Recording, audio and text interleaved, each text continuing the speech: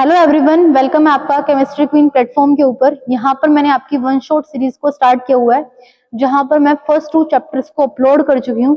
तो इस सीरीज के अंदर और डे 3 के अंदर आज हमारा चैप्टर रहेगा third, metals and non metals.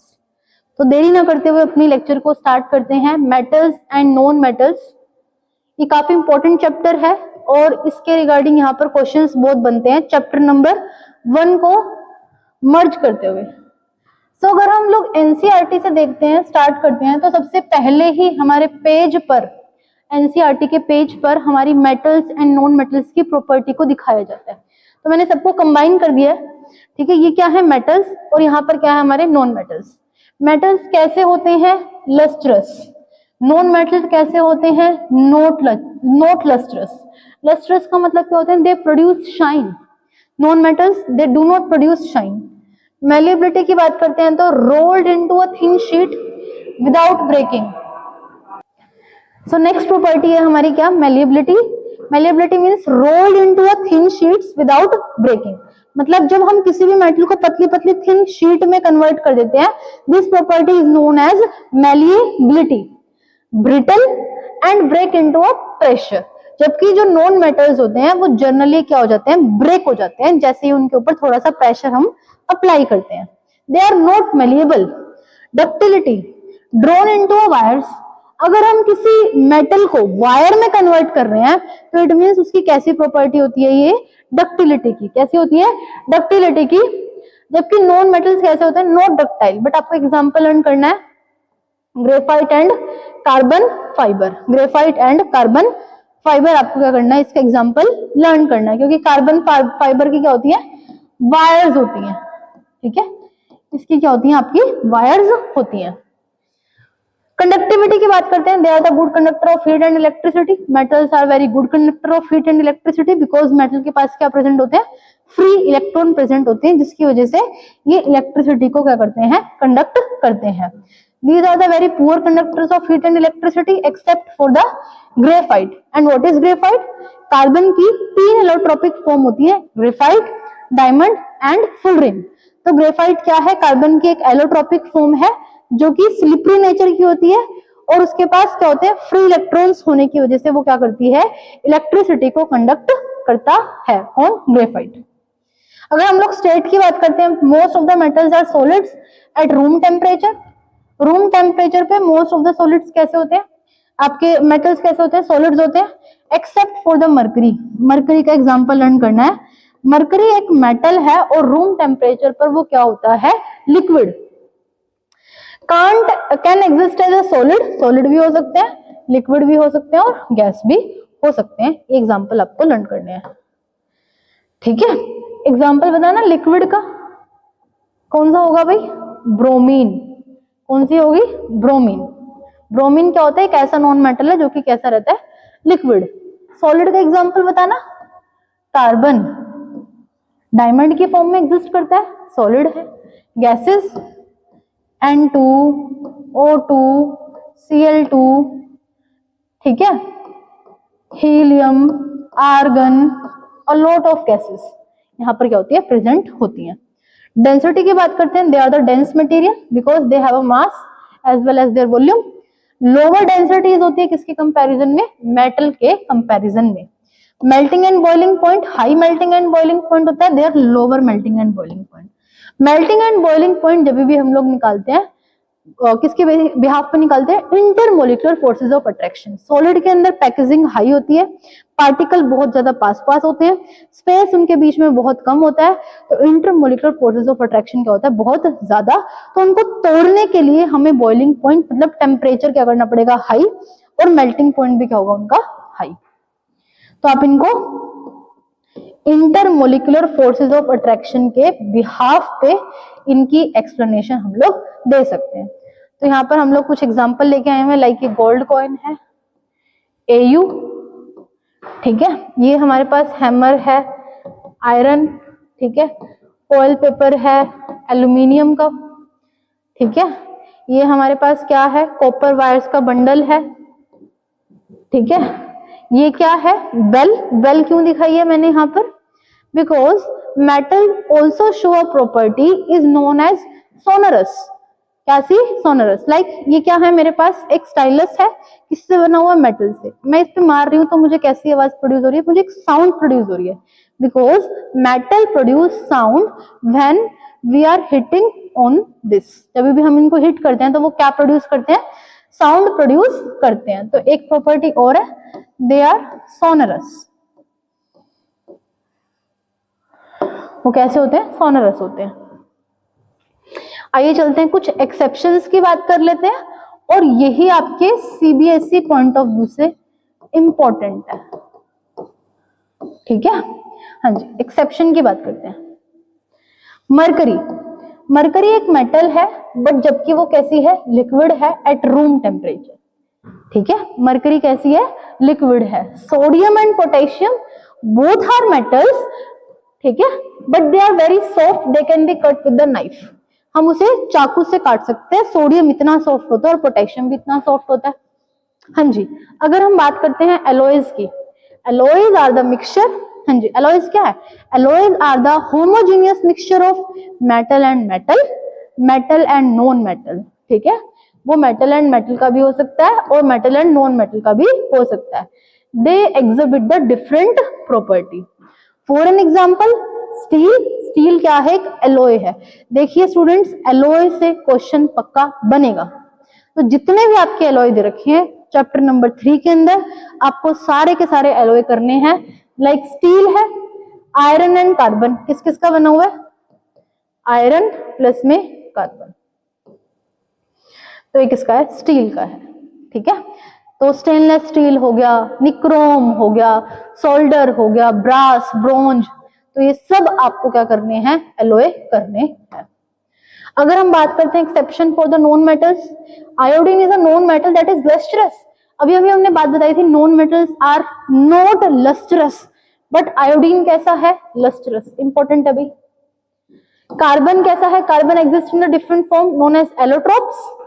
For instant, diamond is a non metal that is extremely hard and does not conduct electricity, while the graphite another allotrope and the carbon is a good conductor of electricity. अभी अभी हमने बात करी, non metals good conductor of electricity नहीं है accept graphite, ठीक है। Bromine क्या है, एक नॉन मेटल है और लिक्विड फॉर्म में देखने को मिलता है रूम टेम्परेचर पे, ठीक है। तो हमने ये कुछ कुछ एग्जांपल ले रखे हैं, यहाँ पर भी आप देख सकते हैं। हाँ जी, तो हमारे चैप्टर का एक बहुत बेसिक पार्ट होता है, वो कवर हो गया। मेटल्स क्या होते हैं, नॉन मेटल्स क्या होते हैं, प्रॉपर्टीज क्या होती हैं, एक्सेप्शंस क्या हैं, तो यहाँ से आपके क्वेश्चन देखने को बन सकते हैं भाई, ठीक है। Chemical properties of the metal पे आ जाते हैं, ये इंपॉर्टेंट पार्ट है भाई, ये इंपॉर्टेंट है, यहां से क्वेश्चन बनेगा आपका। एक एक करके देख लेते हैं। रिएक्शन विद एयर, अगर हम लोग किसी भी मेटल की रिएक्शन किसके साथ करवाते हैं, एयर के साथ करवाते हैं। देखना, almost all metals combine with oxygen to form the metal oxide. ये क्या है, हमारे पास मेटल है, मेटल की रिएक्शन ऑक्सीजन के साथ कराई, क्या बन गया, मेटल ऑक्साइड, ठीक है। फॉर एन एग्जांपल, जैसे कि कॉपर है, कॉपर को किसके साथ हीट करवाया, ऑक्सीजन गैस के साथ, क्या बन गया, कॉपर ऑक्साइड, क्या बन गया, कॉपर ऑक्साइड। हाँ जी, कॉपर की ऑक्सीडेशन स्टेट आपसे पूछ सकता है, ठीक है। कॉपर की ऑक्सीडेशन स्टेट आपसे यहाँ पर पूछ सकता है, कितनी है भाई, +2, कितनी है, +2। कैसे पता चला मैडम +2 है, ये देखो, ये क्या है, कॉपर, और ये क्या है, ऑक्सीजन। एक ऑक्सीजन के ऊपर -2 चार्ज होता है, x - 2 = 0, x के ऊपर कितनी आ गई, +2। देखिए पता है क्या होता है, क्वेश्चन कुछ नहीं है, क्वेश्चन यहीं से घूम फिर के बनेगा।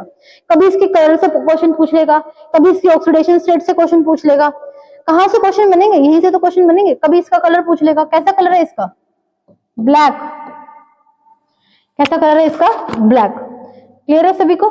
नेक्स्ट देखिए, aluminium also react with oxygen to form the aluminium oxide. देखिए ये मेरे पास क्या है, एल्यूमिनियम ऑक्सीजन के साथ रिएक्ट करा, क्या बनाया, Al2O3, क्या बनाया, Al2O3। तो ये आपको पता होना चाहिए। स्टूडेंट्स पता है कहां पर गलती करते हैं, बहुत सारे जो मेनली स्टूडेंट्स होते हैं उन्हें यही नहीं पता कि एल्यूमिनियम के सबस्क्रिप्ट में क्या लगाऊं और ऑक्सीजन के सबस्क्रिप्ट में क्या लगाऊं। तो उनकी पता है बेसिक गलती क्या है, कि उन्होंने 9th में फॉर्मूलाज बनाने नहीं सीखे। जैसे कि थोड़ा सा मैं आपको बताना चाहूंगी, मान लो मेरे पास क्या है, ये एक एल्यूमिनियम है, ये क्या है, एक ऑक्सीजन है। एल्यूमिनियम की कितने ऊपर चार्ज रहता है, 3, और ऑक्सीजन के ऊपर कितना रहता है, 2। एल्यूमिनियम की वैलेंसी 3, ऑक्सीजन की 2। इसको इसके साथ क्रॉस कराइए, इसको इसके साथ कराइए, Al2O3, यही तो बनेगा कंपाउंड। ठीक है, तो ये क्या बन गया, हमारा कंपाउंड बन गया। ठीक है, प्रॉपर्टीज ऑफ मेटल ऑक्साइड। अब हम पढ़ेंगे क्या, मेटल ऑक्साइड्स की प्रॉपर्टी पढ़ेंगे। 2 एग्जांपल दे रखे हैं आपकी बुक में मेटल की रिएक्शन ऑक्सीजन पे करवाने पे, एक ये दे रखा और एक ये दे रखा है। ठीक है, सॉरी, ये दोनों दे रखे हैं, दोनों आपको आने चाहिए। Generally metal oxides are basic in nature, इस बात को तो आप गांठ बांध लीजिए। Generally all metals are basic in nature, generally all non metals are acidic in nature, generally all metallic oxides are basic in nature, generally non metallic oxides are acidic in nature. ठीक है, यहां से question आपको गलत नहीं होना चाहिए। But some metal oxide, but कुछ metal oxide such as aluminium oxide, zinc oxide, यहां से क्वेश्चन मार्क करो भाई, यहां पे पक्का क्वेश्चन आएगा, important, very very important. Amphoteric oxide कौन से होते हैं? ठीक है, एल्यूमिनियम ऑक्साइड 2 दे रखे हैं, दोनों के एग्जांपल आपको लर्न होने चाहिए, Al2O3 एंड जिंक ऑक्साइड, दोनों के दोनों एग्जांपल हमें लर्न करने हैं। Show the both acidic as well as basic behaviour, ऐसे ऑक्साइड जो कि एसिड के साथ बेस की तरह रिएक्ट करते हैं।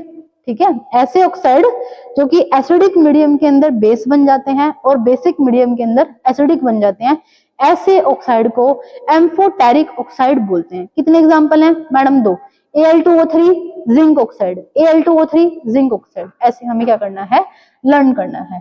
देखिए ये क्या है, एसिड, क्या है, एसिड, और अब ये क्या बन गया, बेस, क्या बन गया, बेस। एसिड की रिएक्शन बेस के साथ करवाने पर पक्का ही वाटर रिलीज होता है ना, ऐसे याद रखना है हमें। एसिड बेस मिलके क्या बनाएंगे, वाटर प्लस में सोल्ट, क्या बनेगा, वाटर प्लस में सोल्ट। ये क्या है, बेस, ये किसकी तरह काम करेगा, एसिड की तरह। किसकी तरह काम करेगा, एसिड की तरह।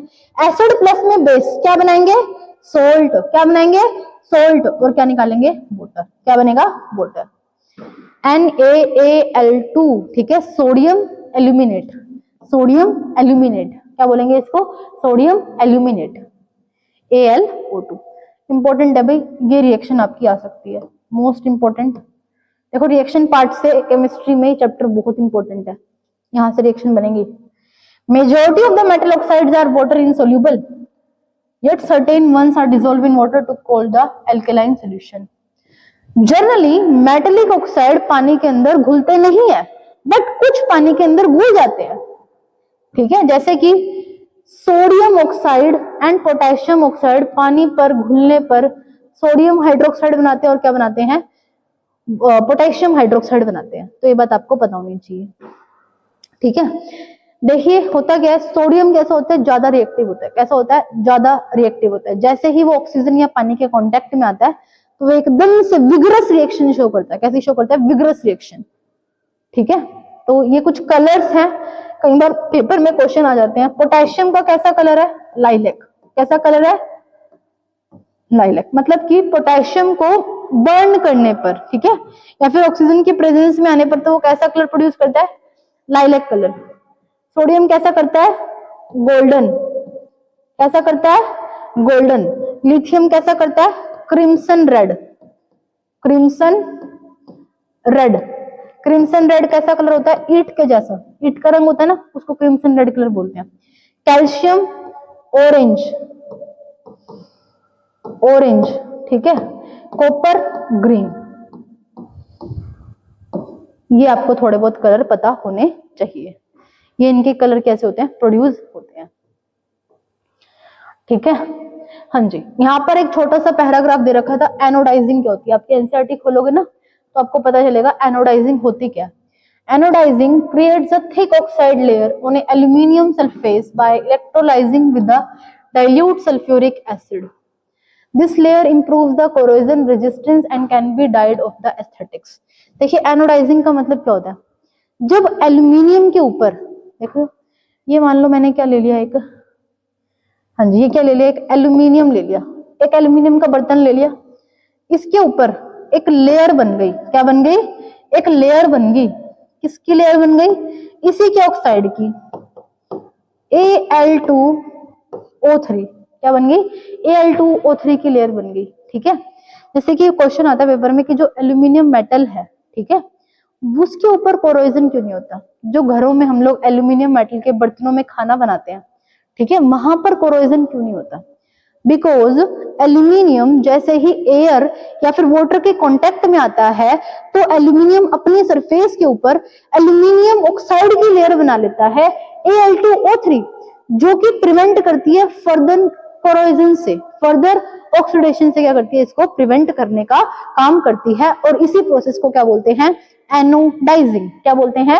एनोडाइजिंग। ठीक है, हाँ जी। आइए चलते हैं नेक्स्ट। अगर किसी मेटल की रिएक्शन वाटर के साथ, मोस्ट इंपॉर्टेंट है, अब की बार हम क्या कर रहे हैं? वाटर के साथ रिएक्शन करवा रहे हैं। आइए देखते हैं, when a metal react with the water.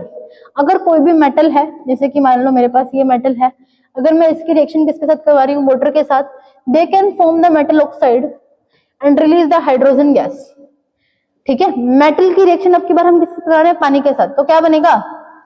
Metal oxide और प्लस में हाइड्रोजन गैस। देख लेते हैं, ठीक है, प्लस में हाइड्रोजन गैस।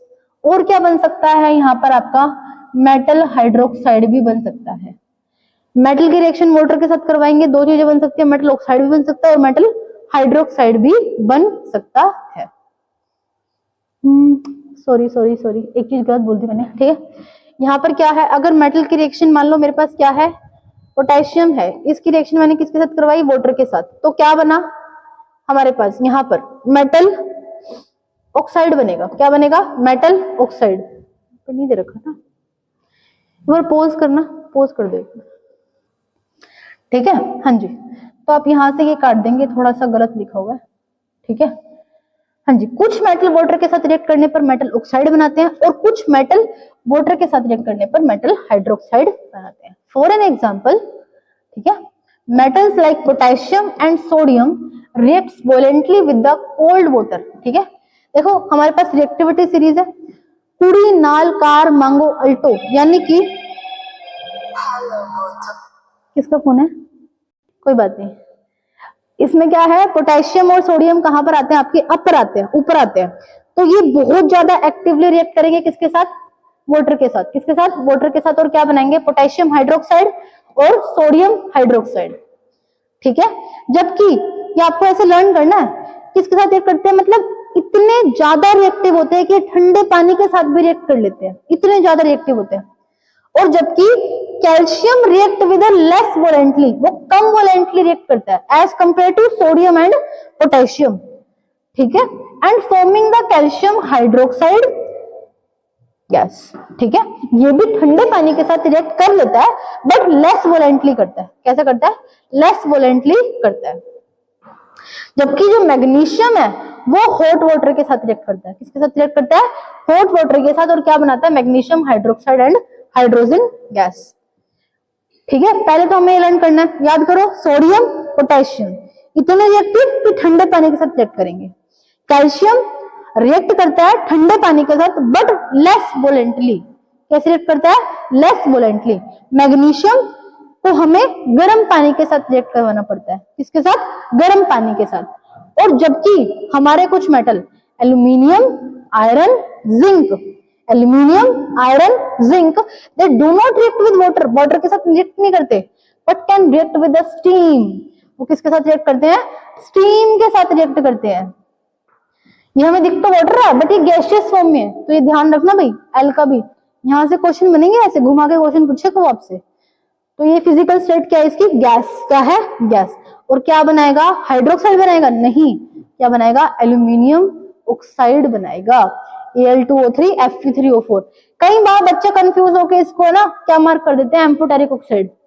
नहीं भाई, दो ही एम्फोटेरिक ऑक्साइड पढ़ना है हमें, एक तो जिंक ऑक्साइड और एक Al2O3, बस, इससे ज्यादा हमें पढ़ना ही नहीं है। और जबकि जो लेड, कॉपर, सिल्वर और गोल्ड, ये तो पानी के साथ रिएक्ट ही नहीं करते। करते होते तो हम थोड़ी ना पहनते। सिल्वर, चांदी, ठीक है, सॉरी चांदी, कॉपर, अगर मान लो कॉपर पानी से रिएक्ट करता है तो तांबे का पानी थोड़ा ना पीते हम लोग तांबे के बर्तन में, तो ऐसे वहां पे अपना दिमाग लगाना है, पता चला कहीं पर बना के ये बना दे। कई बच्चे इतने ज्यादा केमिस्ट्री पढ़ लेते हैं ये बना देते हैं, लो मैडम जी हमने तो बना दिया। और बोलिए, अगर कहीं पर ये रिएक्शन लिखी हो तो ये गलत है, copper does not react with water, ठीक है। तो कौन नहीं करता पहले तो इसको याद कर लो, याद हो गया सबको, ठीक है। तो आपको ऐसे लर्न करना, ठीक है। देखो ये दिखा रखा है, ये तो इतने ज्यादा रिएक्ट करते हैं कि यहाँ पर आग ही लग जाती है। कौन है ये? हमारे सोडियम एंड पोटेशियम। फिर थोड़े कम वोलेंटली करते हैं और फिर बिल्कुल धीरे धीरे धीरे धीरे करते हैं, ठीक है। आ जाइए आगे, रिएक्शन विद एसिड्स। अब हमें क्या करवानी है? मेटल की रिएक्शन किसके साथ करवानी है? एसिड्स के साथ। किसके साथ करवानी है? एसिड के साथ। आइए देखते हैं। Metal react with acid to produce salt and hydrogen gas. Metal है कोई भी, किसके साथ रिएक्ट करता है? एसिड के साथ, और क्या बनता है? Salt and hydrogen gas. जैसे कि ये देख लीजिए, एल्यूमिनियम है, एसिड के साथ रिएक्ट होने में क्या क्या बनाएगा? AlCl3 प्लस में H2, मैग्नीशियम ये बनाएगा। इंपॉर्टेंट है भाई, ये भी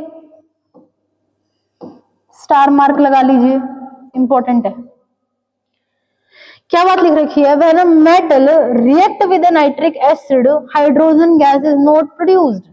generally all metals react with acid to produce salt plus में हाइड्रोजन गैस, बट एक्सेप्शन है जहां से क्वेश्चन आता है, लास्ट टाइम भी आया था और उसके लास्ट टाइम पे भी आया था।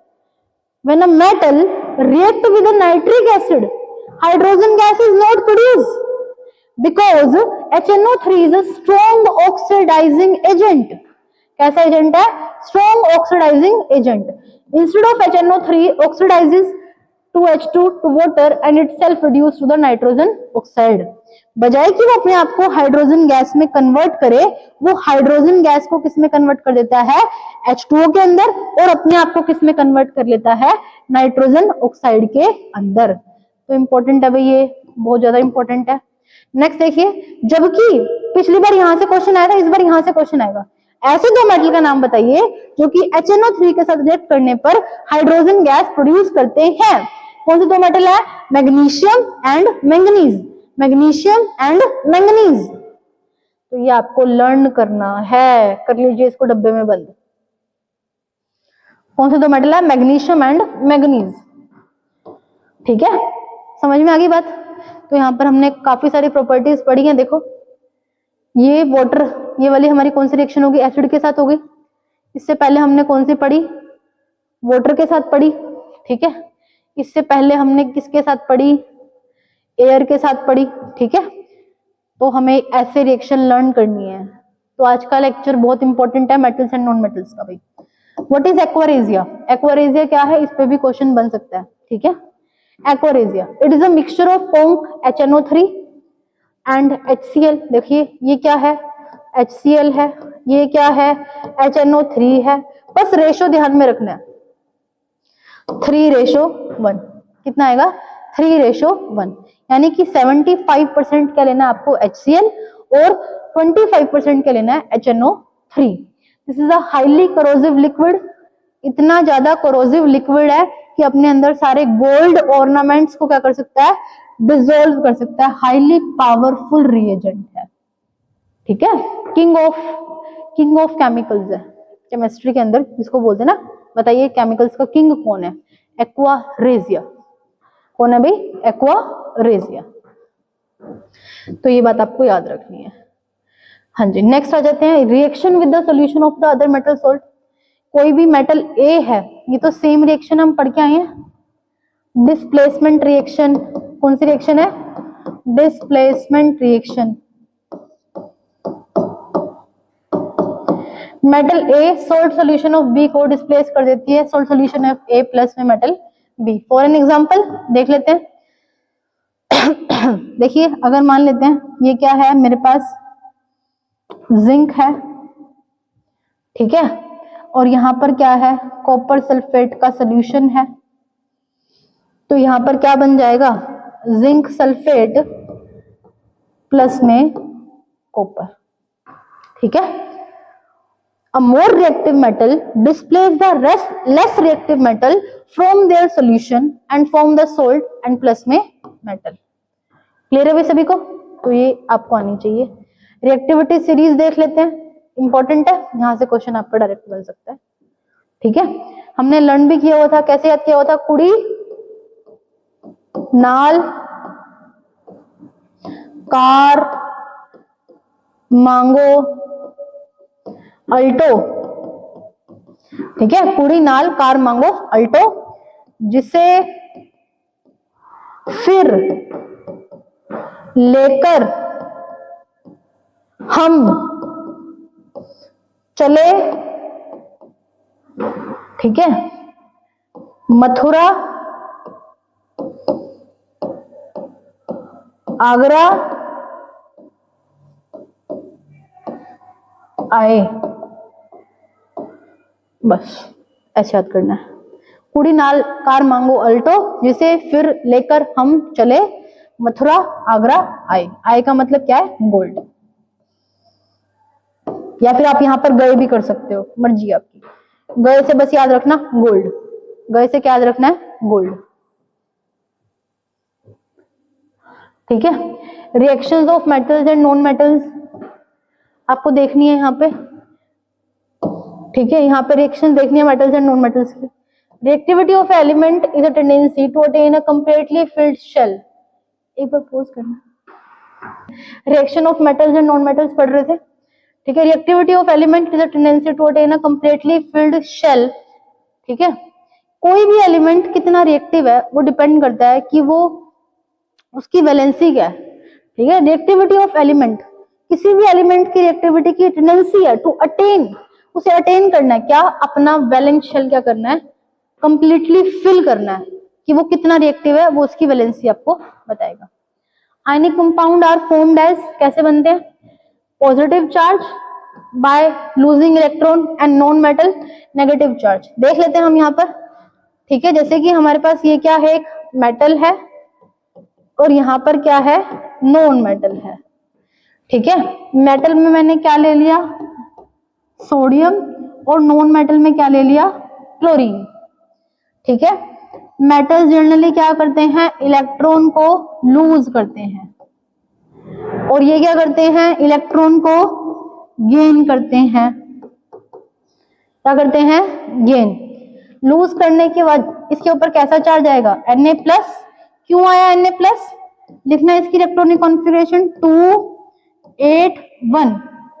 एक इलेक्ट्रॉन को लूज करने के बाद इसकी आउटर मोस्ट शेल क्या हो जाती है? कंप्लीटली फिल्ड हो जाती है। इसकी लिखना क्या है? 287। अगर किसी से एक ले लेगा तो कंप्लीटली फिल्ड होगी, तो इसके ऊपर कैसा चार्ज आता है? नेगेटिव। देखिए यही बात लिखी हुई है। Metal form the positive charge by losing electron and non metal form the negative ion bye gaining electron. ये देखिए सोडियम वाला मैंने आपको बता दिया, सेम चीज ये लिखी हुई है, आपको बस ये बनाना आना चाहिए। इसने अपना दे दिया तो क्या बन गया? ये इसने एक इलेक्ट्रॉन को गेन कर लिया तो क्या बन गया? सोडियम। इसने यहाँ पर क्या कर दिया? क्लोरीन नेगेटिव बन गया।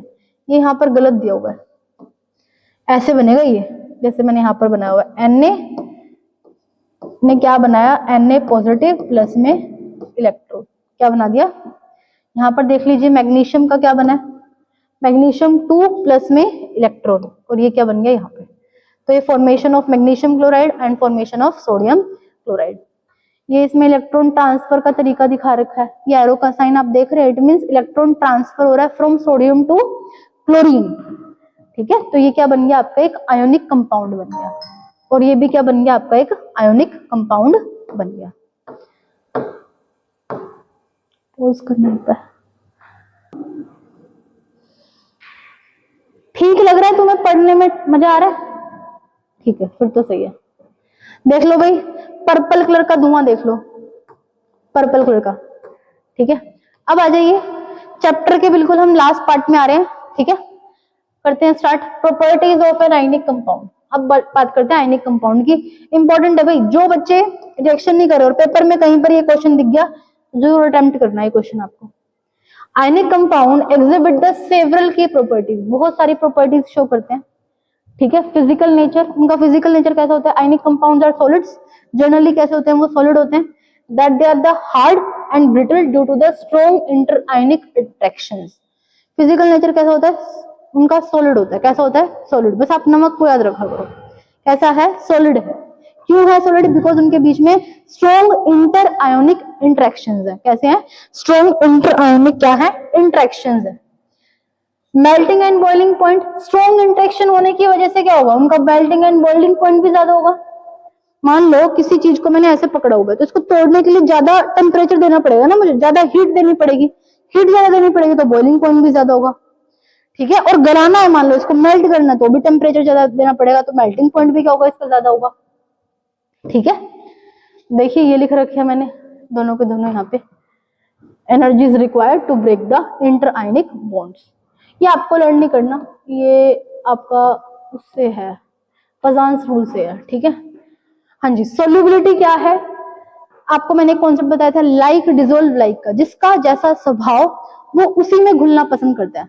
जनरली पोलर जो हमारे कंपाउंड्स होते हैं वो पोलर सॉल्वेंट में डिसोल्व होना पसंद करते हैं। Non polar solvent, non polar compound non polar solvent में डिसोल्व होना पसंद करते हैं। जैसे कि for an example, ionic compounds are generally soluble in water. क्यों वाटर? क्योंकि वाटर कैसा है? पोलर है।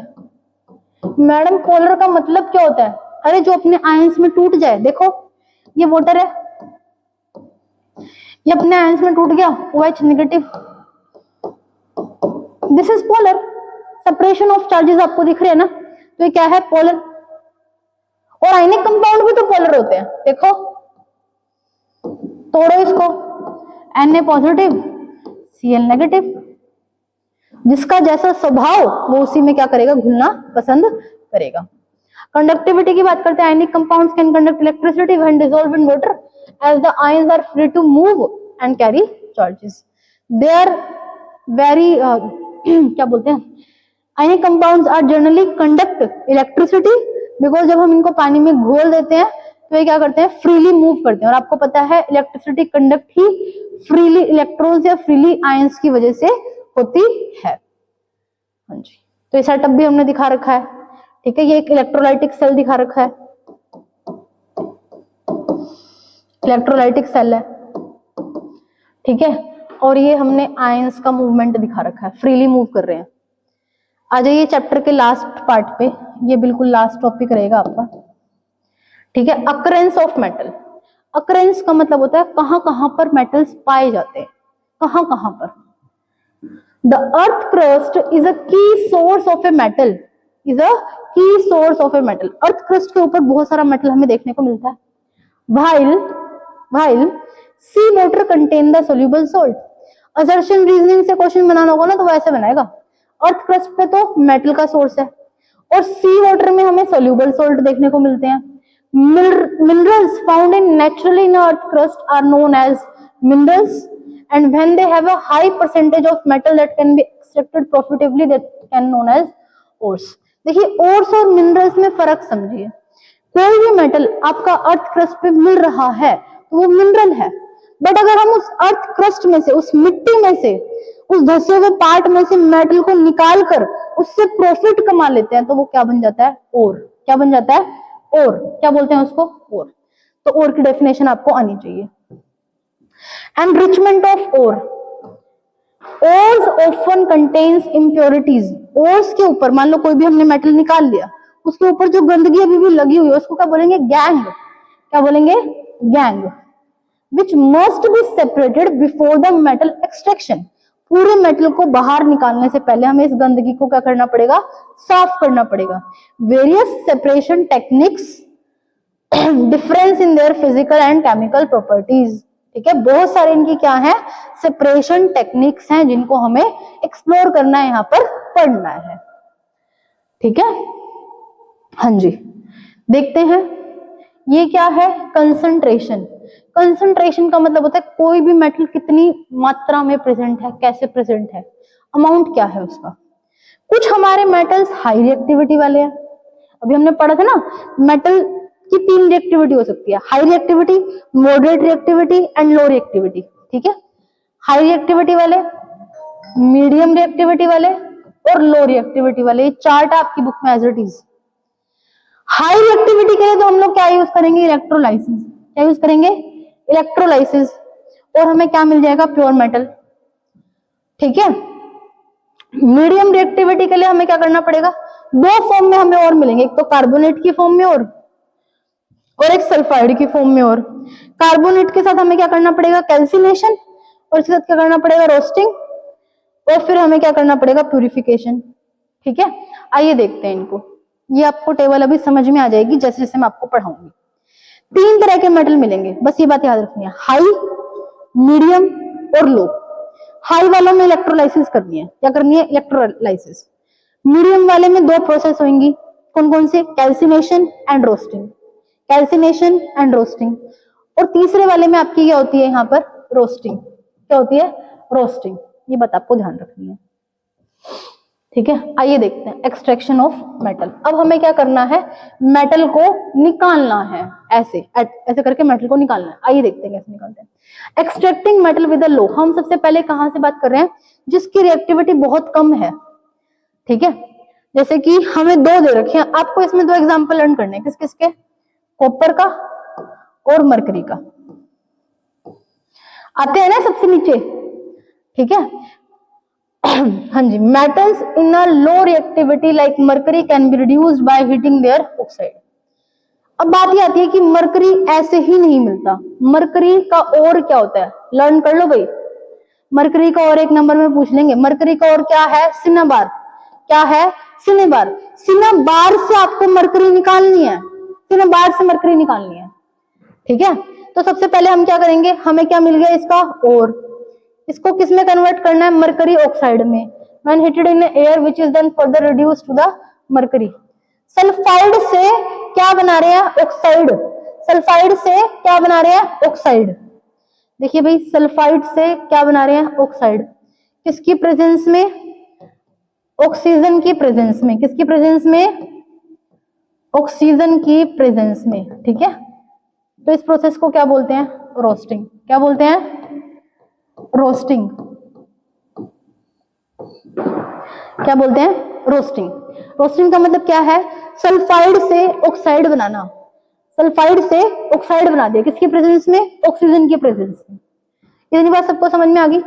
अब इस ऑक्साइड को हम लोग क्या करते हैं, रिड्यूस करते हैं और अपनी मरकरी ले लेते हैं। देखो ये मरकरी आ गई ना हमारे पास, पहले क्या था, सल्फाइड।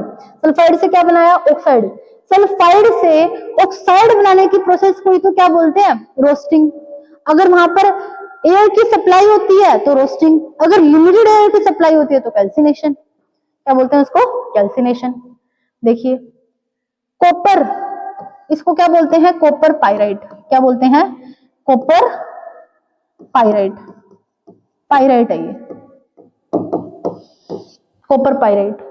ठीक है, ये क्या है, कॉपर पाइराइट की रिएक्शन किसके साथ करवाई, ऑक्सीजन के साथ। किसमें कन्वर्ट हो गया, कॉपर ऑक्साइड में।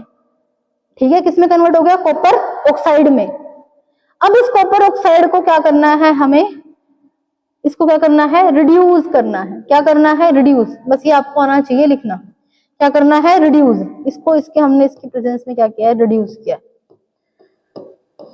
ठीक है, और क्या बन गया हमारे पास, कॉपर। क्या बन गया, कॉपर। लो रिएक्टिविटी वाले मेटल कितने हैं, दो। नाम बोलेंगे, मरकरी और कॉपर। मरकरी HGS, मरकरी का और HGS सिनेबार। कॉपर का और कॉपर पाइराइट, कॉपर का और कॉपर पाइराइट। ऑक्सीजन की प्रेजेंस में सबसे पहले किसमें कन्वर्ट करेंगे, ऑक्साइड में। किसमें कन्वर्ट करेंगे, ऑक्साइड में। मरकरी सल्फाइड से क्या बनाया, ऑक्साइड। क्या बनाया, ऑक्साइड। कॉपर सल्फाइड से क्या बनाया, copper oxide. This process is known as roasting. क्या बोलते हैं इसको, रोस्टिंग। फिर जो आपको ऑक्साइड बन गया उसका रिडक्शन कर दो। फिर जो आपको ऑक्साइड बन गया उसका रिडक्शन कर दो। रिडक्शन बन गया आपका क्या बन गया, मरकरी प्लस में ऑक्सीजन। यहां पे भी इसका रिडक्शन हो रहा है, यहां पे भी इसका रिडक्शन हो रहा है, बट इसकी प्रेजेंस में हो रहा है। ठीक है, इसकी प्रेजेंस में हो रहा है, रिड्यूसिंग एजेंट का काम कर रहा है कौन, कॉपर पाइराइट। इतनी बात सबको क्लियर है, हाँ जी। आ जाओ, चलो आगे। Extracting metal with a medium reactivity. अब आपको मीडियम रिएक्टिविटी वाले को डाउट करना है। Metals like iron, zinc, lead and copper are moderately reactive and commonly found as a sulfide and carbonates. Converting sulphide and carbonate ore into oxide is necessary because of before the metal extraction. हाँ जी, देखिए हमें क्या करना है, सबसे पहले इनको ऑक्साइड में। अब किसी के दिमाग में एक बात ये आती होगी कि मैडम क्यों ना हम डायरेक्ट सल्फाइड को और कार्बोनेट को उसके मेटल में कन्वर्ट कर दें। ठीक है, डायरेक्ट सल्फाइड से मेटल बना ले, क्या जरूरत है हमें ऑक्साइड बनाने की? स्टूडेंट्स, ये रिएक्शन ऐसे पॉसिबल नहीं है, क्योंकि हम सल्फाइड का डायरेक्ट रिडक्शन नहीं करवा सकते। उसके लिए पहले हमें किसमें कन्वर्ट करना पड़ेगा? उसको ऑक्साइड में।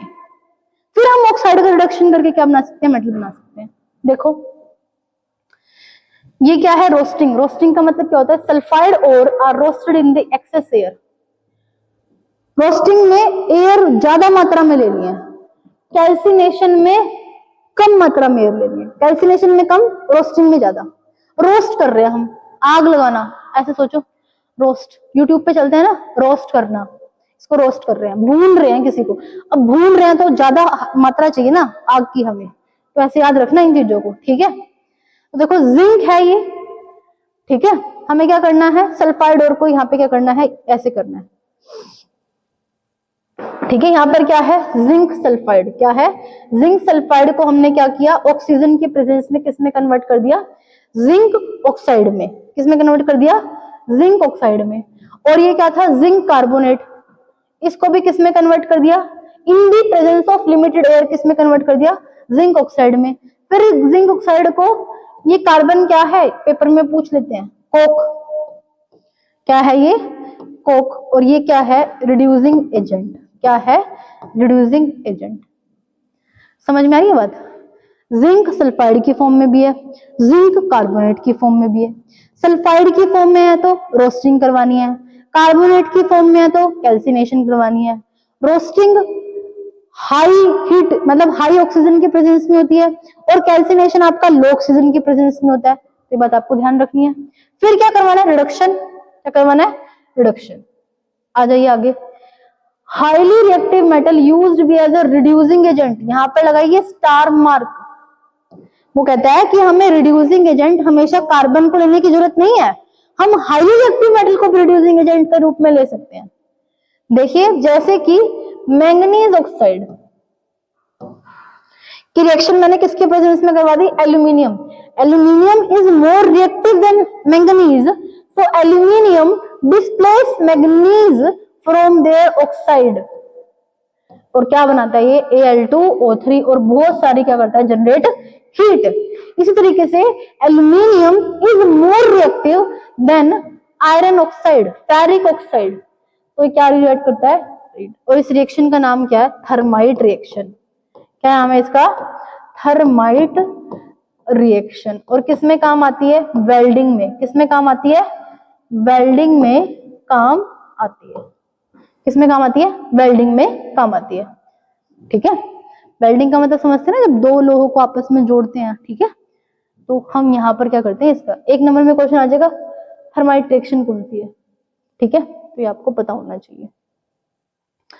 अब आ जाइए extracting metal with high reactivity. अब हमें क्या करना है? हाई रिएक्टिविटी वाले मेटल को क्या करना है? एक्सट्रैक्ट करना है। Metal high up in the reactivity series are very reactive, can not extract with the heating of carbon.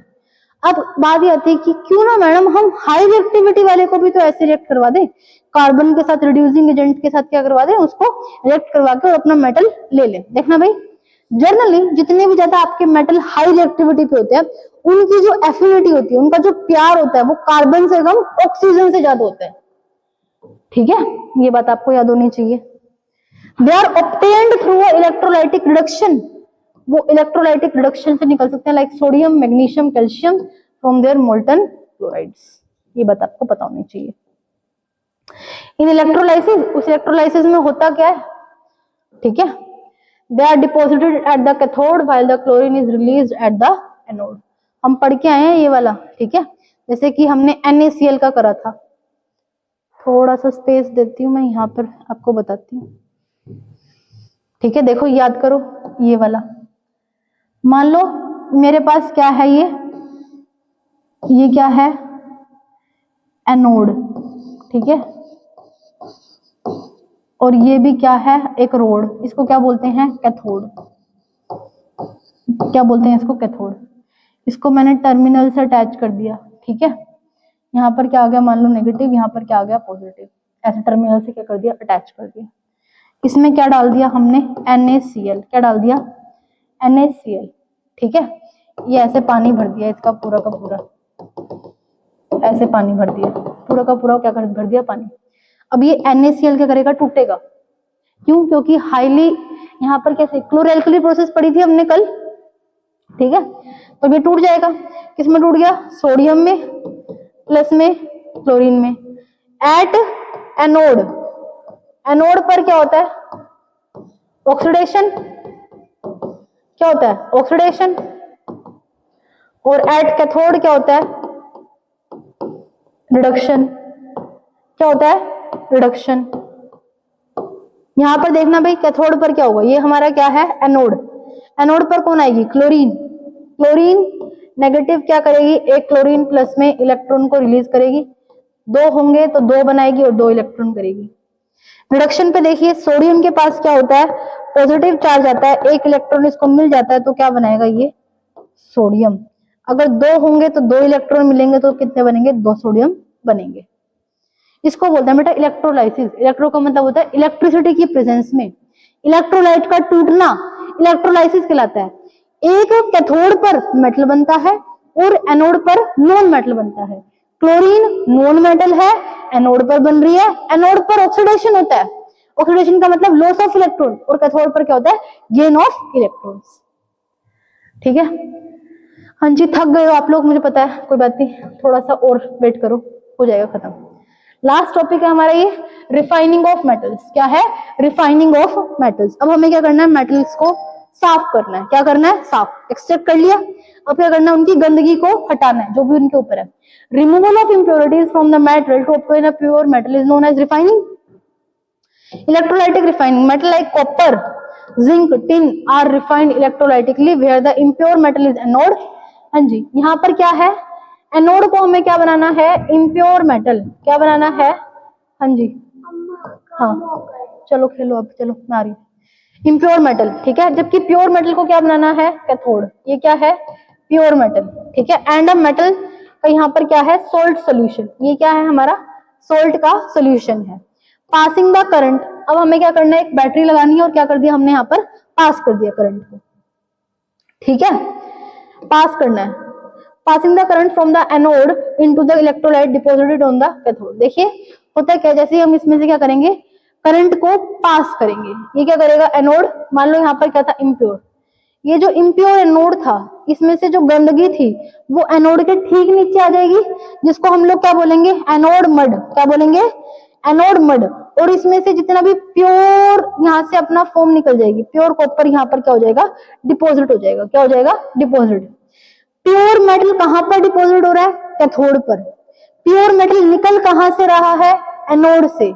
गंदगी कहां पर डिपॉजिट हो रही है, एनोड के नीचे, किसकी फॉर्म में, एनोड मड की फॉर्म में, ठीक है। तो ये बातें कुछ कुछ आपको पता है, यहां से वो क्वेश्चन उलझाएगा, असर्शन रीजनिंग में क्वेश्चन उलझाएगा यहाँ से।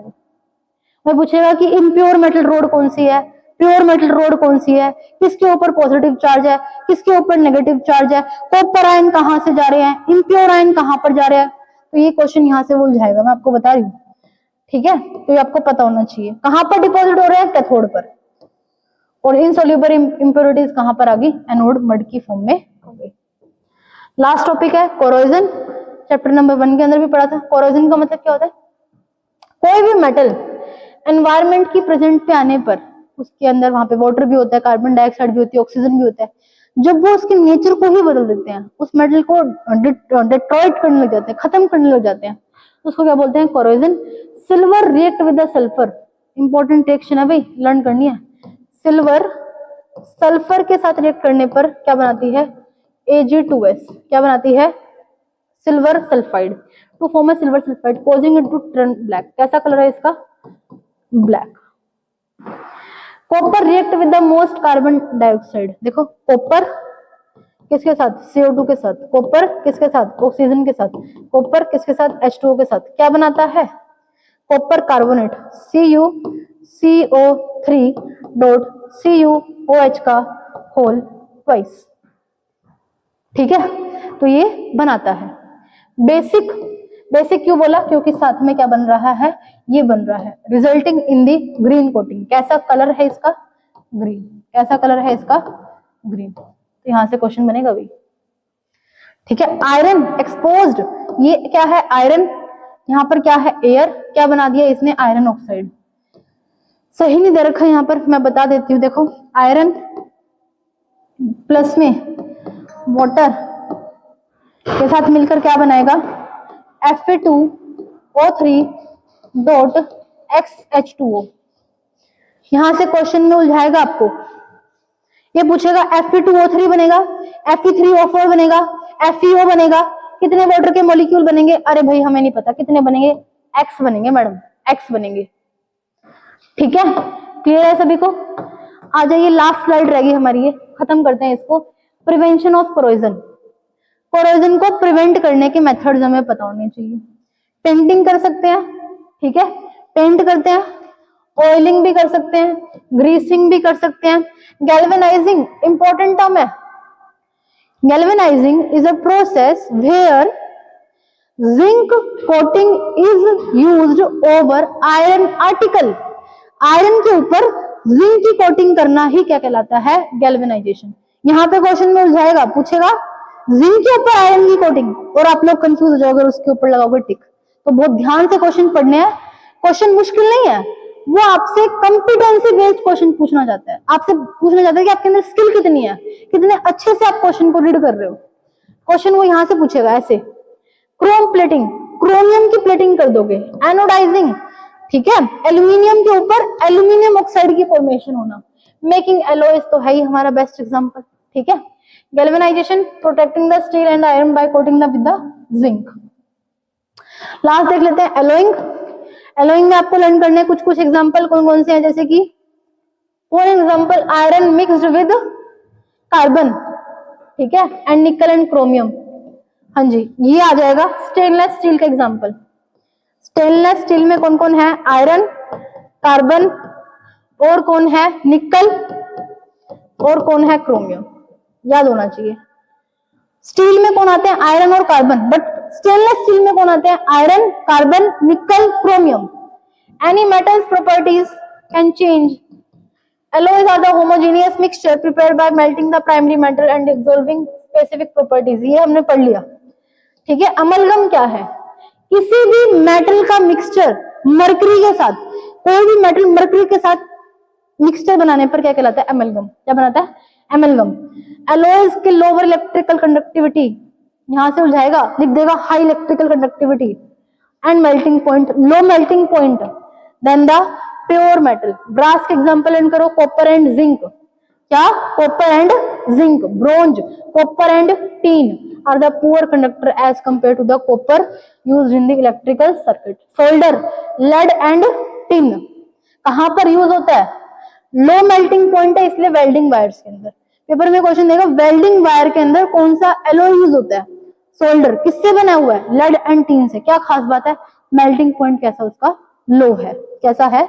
लो है। तो यहाँ पर आपका क्या हो जाता है? चैप्टर नंबर 3 कवर हो जाता है स्टूडेंट्स, ठीक है। यहाँ पर मैंने आपके पूरे चैप्टर को बहुत डिटेल में समझाने की कोशिश की है। सारा का सारा हमने चैप्टर कवर किया एनसीईआरटी से, ठीक है। प्लीज आप इस सीरीज के साथ ऐसे ही कंटिन्यू रहें। मेरी पूरी कोशिश रहेगी 13 दिन के अंदर हम लोग 13 चैप्टर को कवर करेंगे, पूरी की पूरी साइंस को कवर करेंगे। तो please stay continued with this series. Thanks for watching. मिलते हैं अपने नेक्स्ट वीडियो के अंदर।